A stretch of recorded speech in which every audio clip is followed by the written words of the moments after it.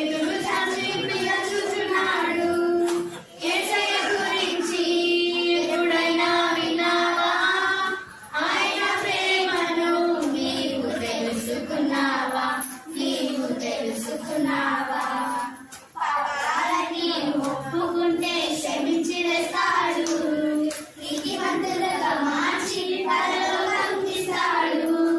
పాపాలని ఒప్పుకుంటే క్షమించి వేస్తాడు. నీతిమంతులుగా మార్చి